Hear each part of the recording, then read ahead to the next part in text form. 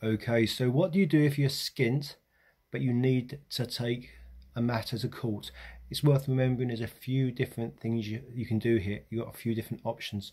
The first and most obvious one is mediation.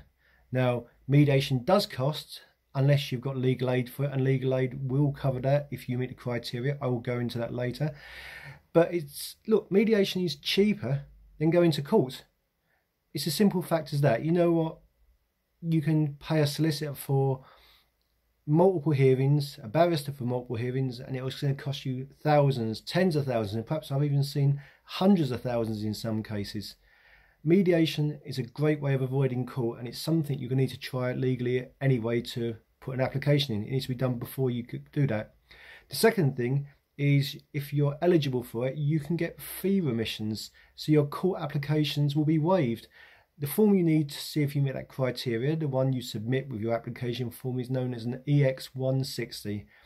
The guidance form for that is an EX160A. That will cover application forms for family court hearings, aside from non-molestation applications, because they're free for everyone, no matter regarding criteria.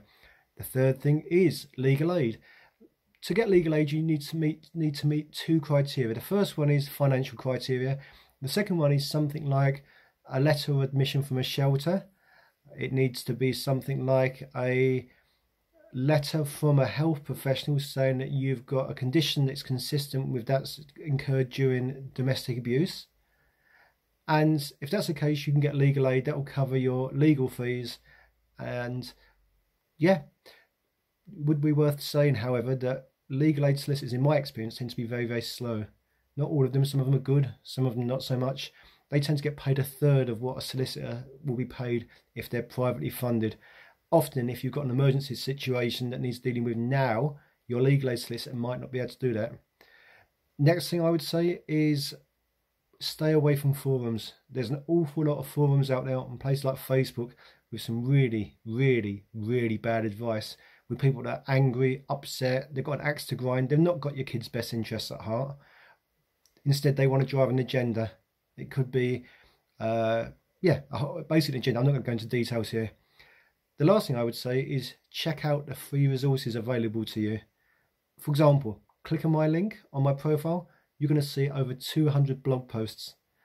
Check out my other TikToks. Check out my YouTube channel. I'm all over social media. There's lots of free information out there. Last thing I would say is represent yourself.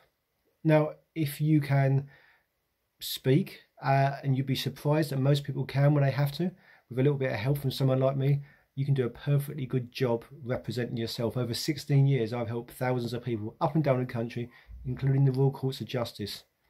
So yeah, I hope that helps, and I'll speak to you later.